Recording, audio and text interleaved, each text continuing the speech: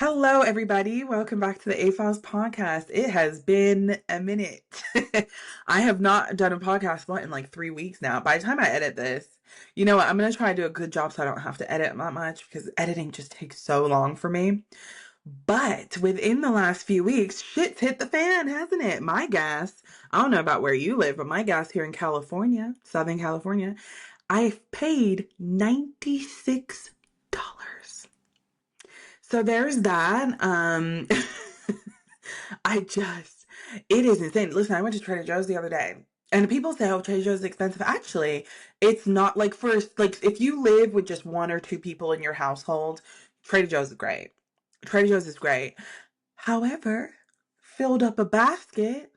Didn't even fill it up. Honestly, there were didn't even fill it up. That's crazy. Didn't even fill up the basket.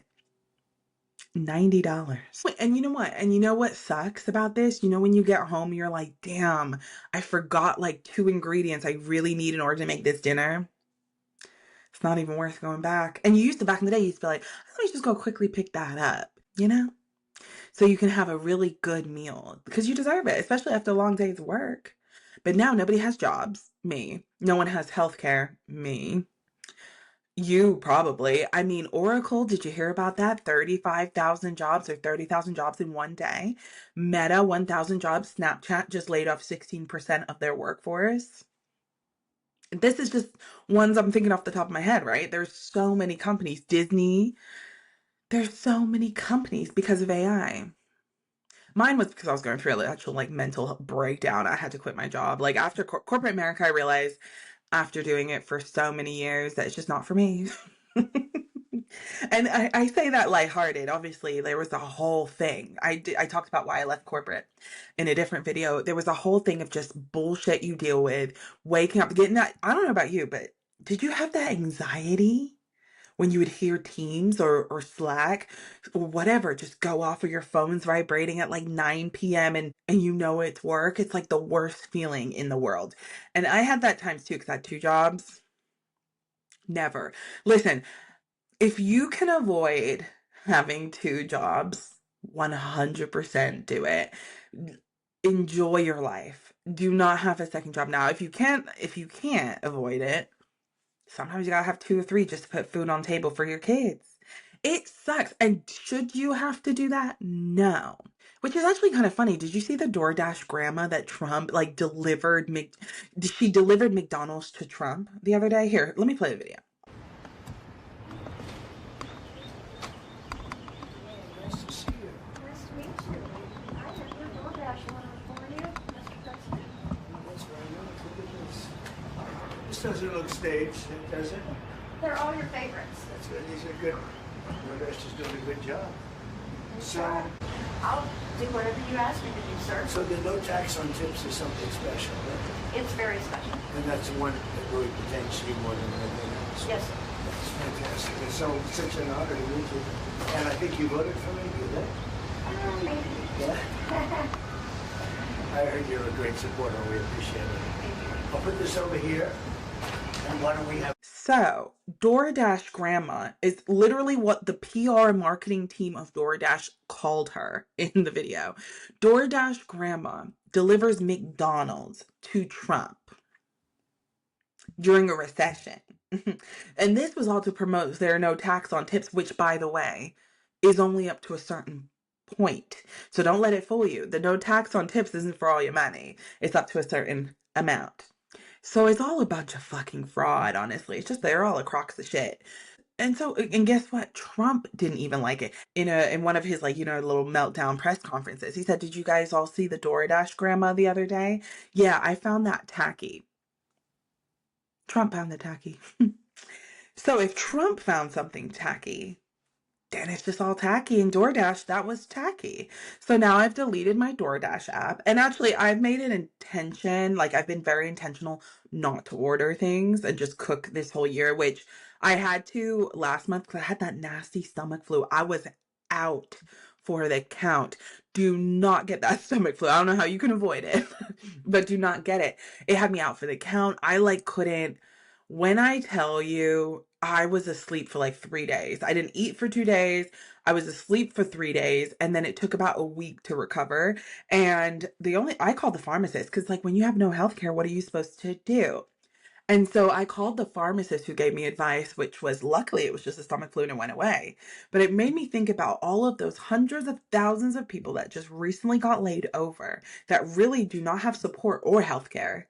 What will you do in a time like this? Because RFK Jr., I know I'm jumping, I'm just getting right into it, by the way.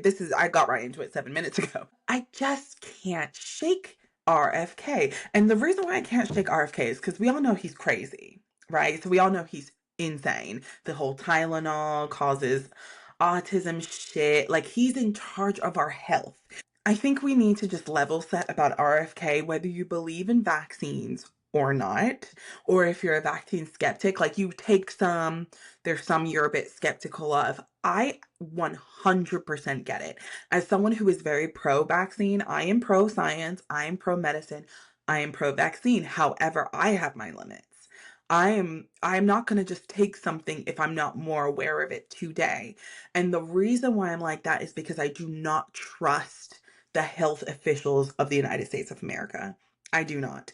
I do not trust if they make it nationwide. RFK Jr., for example, Trump, no matter what, they are not doing the scientific and medical research, in my opinion, to come up with a lot of their findings. They're just listening to Trump and their billionaire donors. Follow the money. Okay? Oh my God, am I sounding like a conspiracy theorist? I don't know. Anyways, there's so much I want to talk about. Like the way. So I'm going to play you a quick video of my favorite beloved FBI director, Kash Patel. This one right here.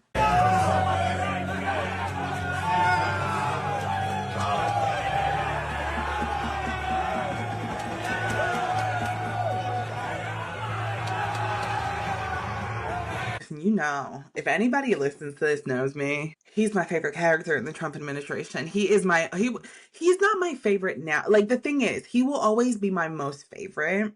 There's favorites in the moment, but he will just be my ultimate favorite because he's just an absolute freaking idiot, isn't he? So as some of you may know, The Atlantic, which is owned by, did you know The Atlantic is owned by Steve Jobs' ex-wife?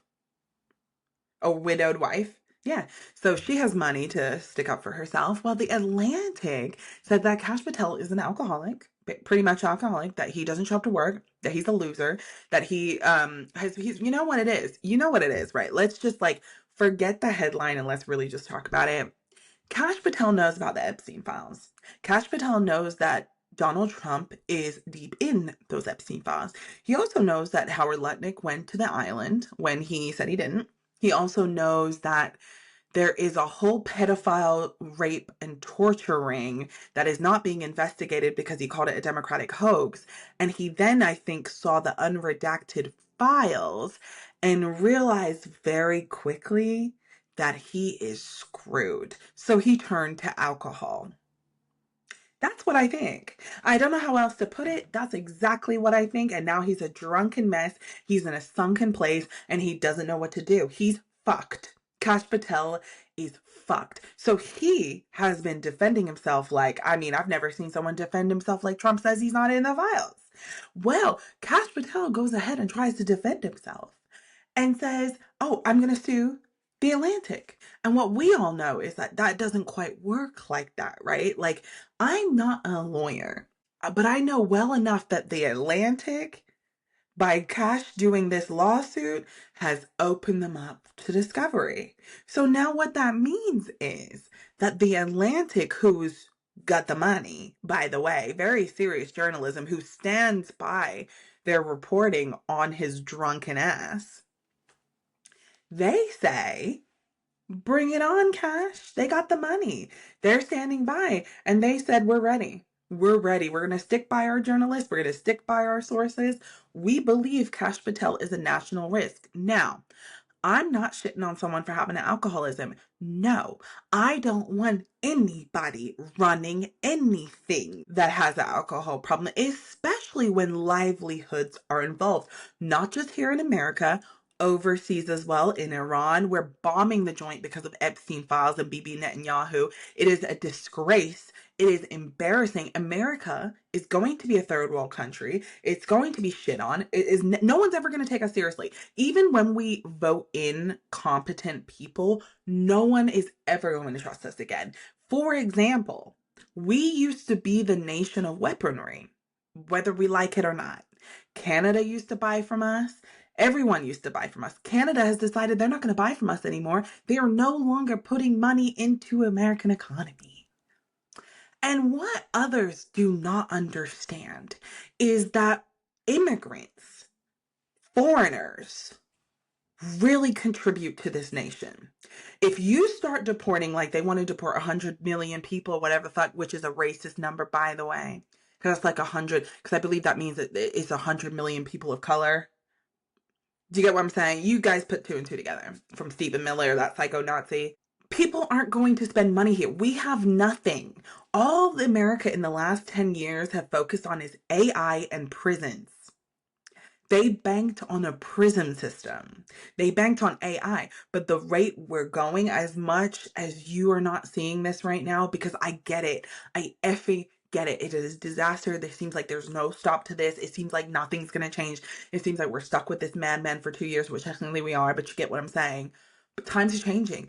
People are waking the F up, even if it's for an ego thing, right? They don't want to align themselves with a convicted pedophile, because let me just quickly back up real quick. Trump has been found guilty of rape. You guys know that, right? Like, he was found guilty of rape prior. And actually, here's AOC, represented from New York, talking about it.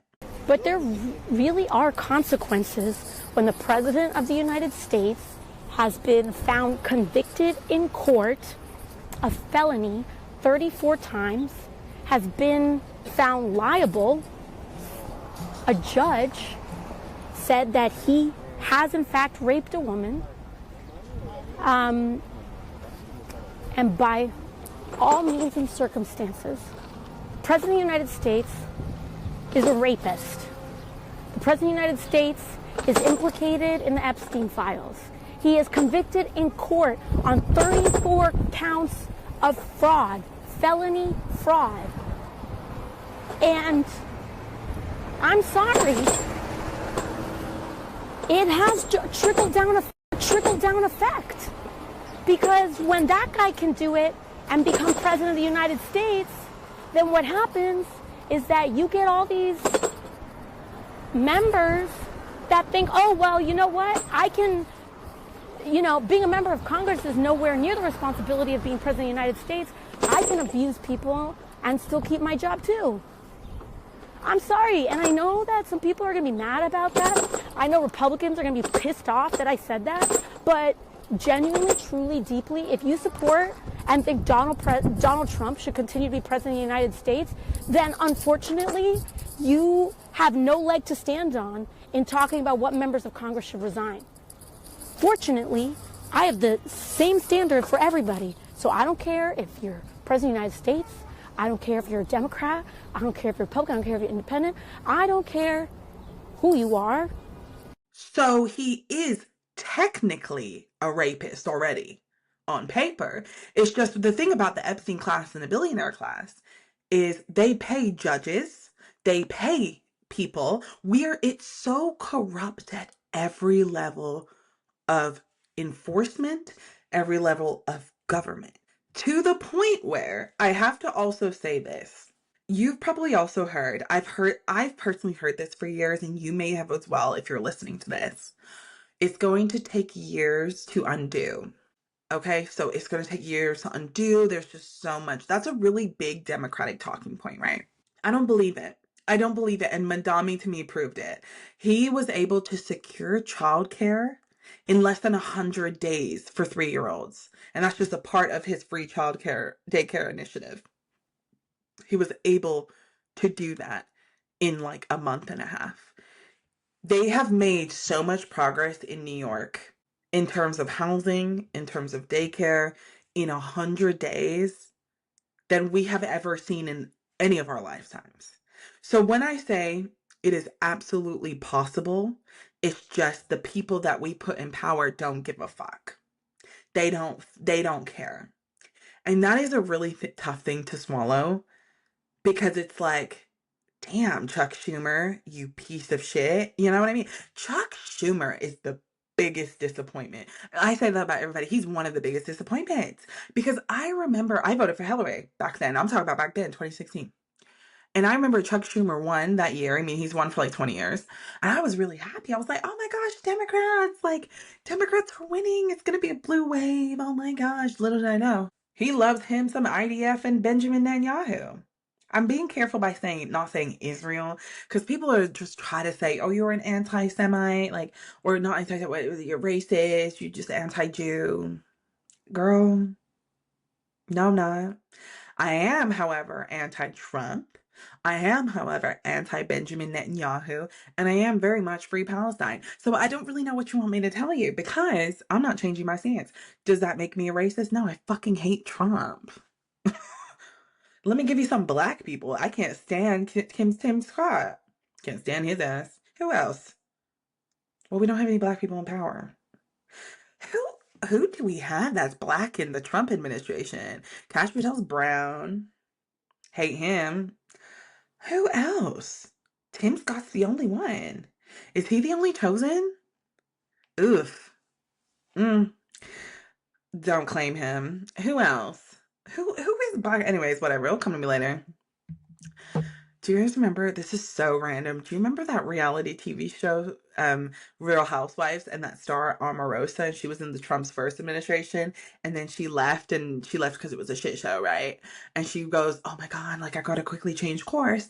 And she goes, "Oh, I'm writing a book because Trump hates black people." Yeah, you just profit off him for like 3 years. What are you doing? So with this, so going back to the Kash Patel story, I know I just went on a whole tangent. So he sued, and then guess what? This happens. The Democrats want the FBI director, Kash Patel, to fill out an alcohol use screening test. Do you remember the MRI that Trump keeps bragging about? It's kind of like that. But this, I do think we kind of need. Let me go read this little letter. Where's this? Oh, here. Okay. Oh my God, I'm not going to read this letter. But basically, it's saying that, basically this report, let's just skip. I'm not going to read all this, but let's get right down. Who signed this? Jamie Raskin, of course. Ted Laulu. Pramila Jayapal. She's killing it with Epstein. So here is the questionnaire and test that Kash Patel has been asked or requested to complete. Of course, he's going to fail every single one. But what I love about this is the Democrats are kind of low-key trolling, even though they're annoying as hell. And so this is an audit questionnaire. And so one of the questions for this little questionnaire, it says, how often do you have a drink containing alcohol? A, never. B, monthly or less. C, 2 to 4 times a month. D, 2 to 3 times a week. E, 4 more times a week. So, okay, if you're getting this test, you have an alcohol problem for real. Like if we're at the point where the FBI director is being given an alcohol audit questionnaire test, he's screwed. I may sound like I'm joking and I'm being tongue in cheek and I'm not, whatever, but our national security really in the hands of this man. Do you understand what I'm saying? No wonder he can't solve a damn thing. He's drunk. And I'm really not trying to shit on alcoholics because listen, there was a point where I was drinking too much and I don't even drink that anymore, hardly anymore. Only socially. I said that to my friend the other day and she came over for taco night. She was like, you're drinking a margarita right now. And I was like, I know, but this is social. Like I don't go out and buy. But like all jokes aside, like I don't drink that much anymore. Just because I don't, it makes me feel a bit funny. I'm not gonna lie. I'm in that era where I'm more like it doesn't make me feel good. So Kash Patel, I mean, if he's doing it as much as they're saying, which is every day, partying, you saw the Team USA video at the beginning of this video. Let me play it again.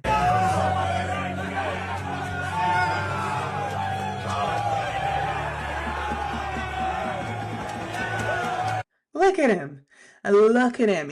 Look at the side of him. He's just so embarrassing.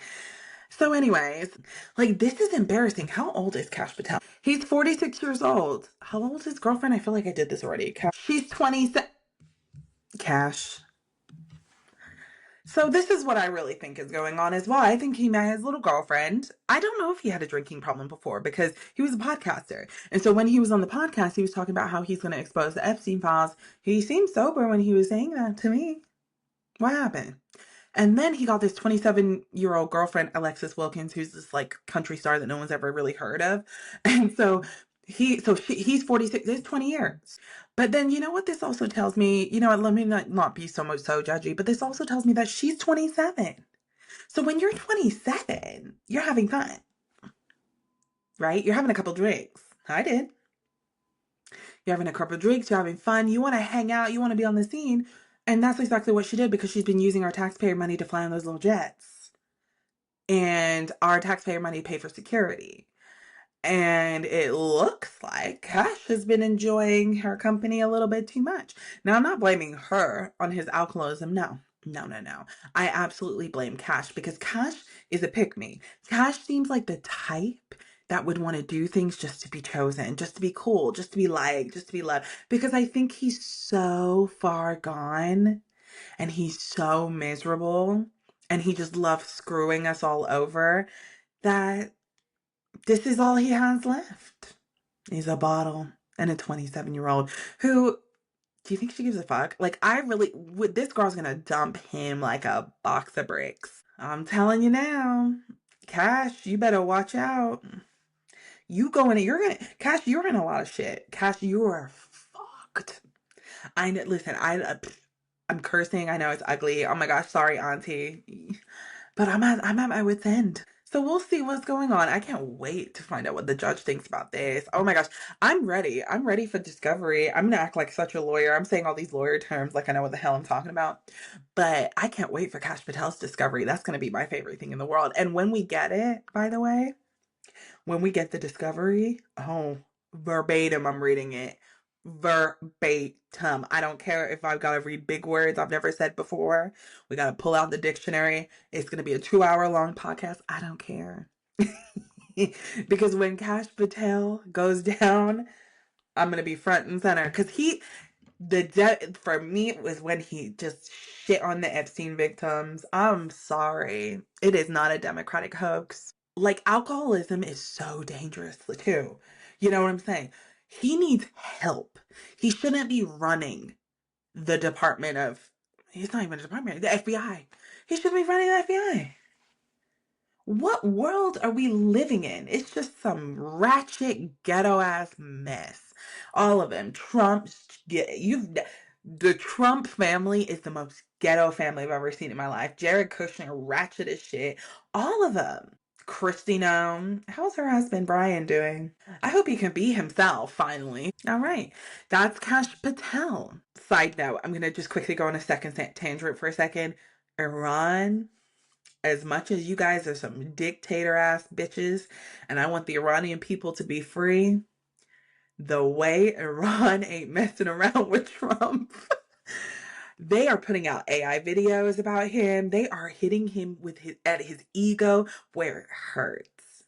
And listen, I'm talking to Iran is telling us more information about our own government. I'm just like, Iran, don't get us. We did nothing. It wasn't us. It was that man at 160th Pennsylvania Avenue. It wasn't us. Do not look for us. It was not us. We come in peace. We don't want a war. We just want everybody to feel good. Yeah, we don't want a war. We want people to be free. Listen, we're done. This dictatorship stuff in America, everyone these world leaders, if you are part of Epstein class, if you're hiding pedophilia, if you're starting wars to hide it, we're done. The people, like everyday people, we're done. You're never going to get voted in again. The way that the world needs a cleansing, I used to always say it's just America, but the Epstein class is global. Can you believe pedophiles around the world here in America are getting away with it? How the does that make sense? Don't make sense to me. Does it make sense to you? No. And when this is all over, and I'm talking about the Trump regime, I'm just pulling up my notes. When this is all over, what we're going to find in our own discovery, sick shit. So I say, everybody, let's get prepared. It's going to be sick. But I think we're going to be so numb to it that anything that comes our way, let's just out it. Let's just out it. And another thing I just want to quickly point out, this is so long already. Eric Swalwell. Eric Swalwell, trash. Throw him away. You see, I don't live in a cult. I'm not in a cult. I'm not even a Democrat anymore, but you know what I mean. I'm not in a cult. Eric Swalwell, the Democrat here in California, has rape charges, sexual assault charges against him, and he resigned. He only resigned because he didn't want the ethics committee to investigate him, right? Because he was saying he's innocent. Piece of shit. You want to know what that's even crazy about Eric Swalwell? At one point before I found out about his APAC ties, I was going to vote for him for governor. He was running for the governorship here in California. I was thinking about it. And he's just another sick, disgusting freak. And I'm just saying now, this is not the only Democrat. Mm-mm. There's apparently a slush fund that our taxpayer dollars are going to help pay off staffers who have been in either sexually assaulted and in very inappropriate situations with congressmen. They won't release that slush fund. I say release it. Fuck it. What do we have to lose? It's just another one bites the dust. At this point, I'm so not like Democrat versus Republican anymore. I'm very much us versus them. I know. I won't forget, but I'm very much us versus them. Because if Eric Swalwell, who was a big character in the Democratic new building of Congress, especially in the direction of the progressive movement, he was big, and he was starting to denounce APAC, all that stuff. He was really going to make a push for it. I think he could have won. He could have been the governor. That's how masked these people are. That's how disgusting it is. So it's just little things like this. I just think it's so important that we know. More Democrats are resigning, more Republicans are resigning due to allegations, not just sexual, but fraud. We need a cleanse. It's very effing clear. We need to clean the house. It doesn't matter who it is. We need to start fresh, and all the allegations need to come out, and we're going to be paying attention. I don't even know if this podcast will make sense, but I just really just felt like I got the perfect time. It's got to talk about it. It's on my mind. Is it on your guys' mind? I can't get it off my mind. What are we doing? I feel like a sitting duck. I feel useless. I feel like I'm being played. I feel like you're being played. I feel like everybody's being played.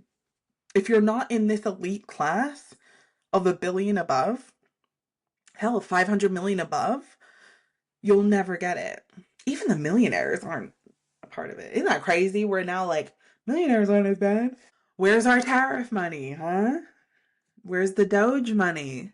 Where's the Venezuela oil money? So yeah, anyway, thank you for listening to my rant. I just had to come on here, and I hope everybody's sticking in there. Yeah, all right. Well, everybody take care. Take care. Don't drive. It's expensive.